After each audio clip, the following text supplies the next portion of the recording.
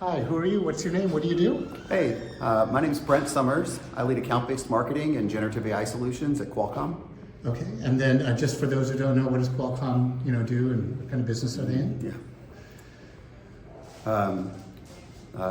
Qualcomm's an IP company. We invented cellular technology, and today we do mobile chipsets that are inside of your phones, your cameras, your cars, your laptops, and stuff like that. Okay, and account-based marketing, can you define that a little bit? How do you define it, and how long have you been doing it? Sure, I've been doing account-based marketing really for like a decade, and at Qualcomm for 3 years.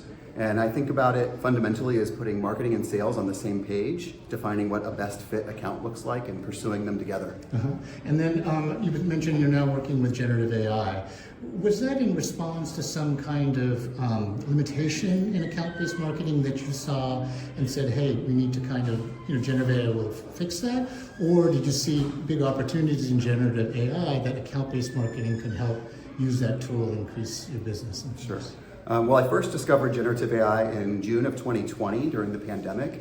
I bought a GPT-3 wrapper to help support my personal blog on Substack. And at Qualcomm, our ABM program has the potential for tremendous scale, but I have limited human resources, and so I saw generative AI as a solution to a content gap. I needed to create content for different personas and for different industries. And so Writer is our generative AI solution that we ultimately chose.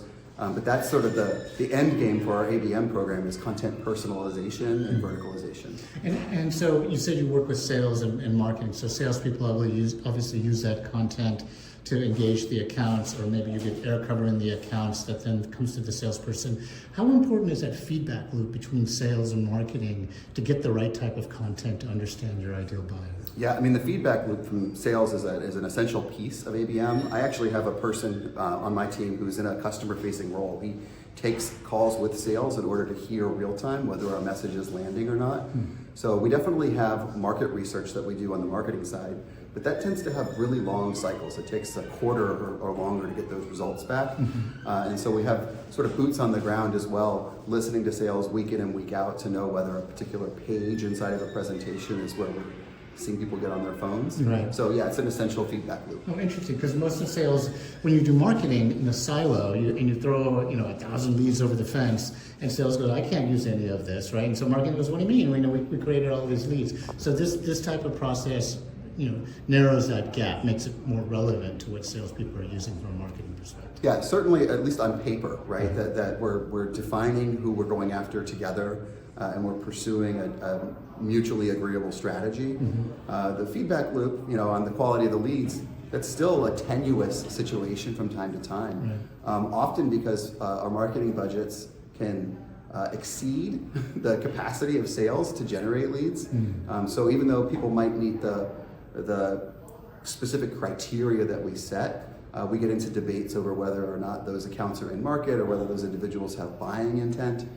So it's important to keep open communication because you activate one channel or turn on a new tactic or strategy and suddenly the composition of leads that are coming through changes. And so just because you've got it solved today or this quarter doesn't mean that there's not a new problem as the campaign and the market evolves. Right. So you're here in the AIX marketing, you're going to be speaking. Before we talk about what you're going to be speaking about, what do you look, as a decision maker, buying a technology buyer, implementing, what do you look for in these types of technology? What are you looking for when you're here? Are you in the kind of early stages, like, oh, my cookie store, I got to learn what's going on? Or do you have an idea, like, here, I have a vision, and I need to find the technologies that will help me kind of meet that vision? Yeah, well, I came to the conference really to share my learnings around how to pick a great product and have success with it once you've picked it. Now that I'm here, I'm finding that there's an even larger landscape, especially in San Francisco. There are companies that I've never heard of that are doing things I didn't know. Making about 20 million ARR and stuff. So definitely like being amongst other marketing leaders that are invested in the space, because there's not a lot of us at Qualcomm that are that interested in the space. They want the tool as a means to an end. They're not here because they're interested in AI necessarily. So being in a group of folks who are deep in the ecosystem, so to speak, that has been inspiring and educational for me so far. Yeah, and that's so important. I mean, obviously went through the pandemic, everybody went online and we're all doing kind of things on Zoom and stuff. But that kind of face-to-face interaction, that human-to-human and really understanding, that creates that critical mass of interest and knowledge and things like that. That's really important. Do you find that valuable in terms of your education and things like these types of events? I think me personally, I'm a connector, according to Malcolm Gladwell's book. And so, the in-person interaction is kind of irreplaceable to me. Certainly like the scale and convenience of a Zoom platform, but there's something to being able to shake someone's hand and talk to them ad hoc, right? In a Zoom room of 300 people, I wouldn't be able to have a breakout with the founder of a new company, which is what I did just 5 minutes ago. Right, interesting. And what are you going to be talking about in your session? In my session tomorrow. ABM and AI, right? Yeah, I'm actually focused just on generative AI itself, and the title of the topic is 5 Tips to Avoid Generative AI Buyer's Remorse. Okay, well, we'll look for that on the YouTube channel afterward and kind of see. So last question. I'm a career coach, so I work a lot with, at Pulse as well, I work a lot with the kind of mid-career, late career people kind of navigating this kind of choppy waters of AI and trying to figure out how to stay relevant, be competitive, and maybe some people are going to layoffs and stuff.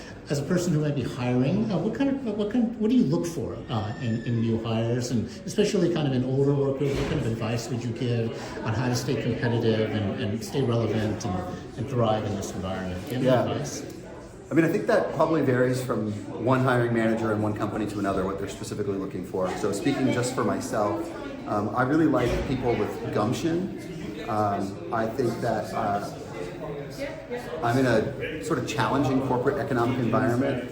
Sorry, let me start that over.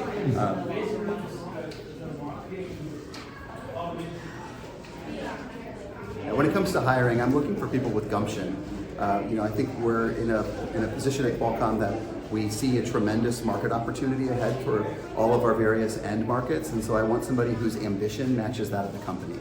And I think whether you're old or young, there are ways to stand out on paper and in an interview that demonstrate that you think differently and have big ideas and the resilience to pursue them. Yeah, and people especially older people, are worried about AI and things like that. It struck me the other day that AI could be the great equalizer. In other words, if you're competing against a 25-year-old who could slam a 6-pack of Coke and crank out all night, but you have the ability and the experience to use AI, increase your productivity, balancing all the other responsibilities in your life, that makes you more competitive. So people should embrace it, right? And that embracing should come across to that curiosity, which then has to be kind of conferred to you as a hiring person, that, hey, I'm comfortable with AI, here's what I've done.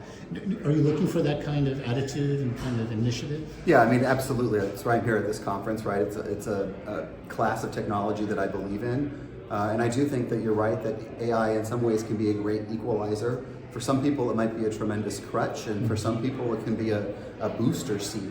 I think the advantage that someone older has is wisdom, experience, strategic thinking, having seen things that have failed before. The AI doesn't really know much. It has this great corpus of knowledge. And it's a prediction engine, right? It's a prediction engine. Right. But it's only going to do the tasks you ask it to do, the way that you ask it to do them. And if you're not specific about your ask, you get random results. And so I think that someone with more experience has the potential to become disproportionately successul at generative AI if they give it the reps and sets. So use that wisdom to master the prompt in some sense, because you know what to ask, the subtleties, the kind of that certain je ne sais quoi, right? And that you can ask, and that makes you more competitive because that wisdom informs your prompt. So learn how to prompt. Learn how to prompt. But but that is an art and a science. But I think it takes reps and sets. You've got to. Learning is not going to happen in trying it 10 times. But I do think that folks who have been writing emails their whole life, if you know how to articulate yourself succinctly, cogently, that's an advantage at becoming successful with AI. Okay, good. Well, look forward to your talk. Thanks for your time. Thanks. Okay, all right, good luck. Thank you very much. Okay.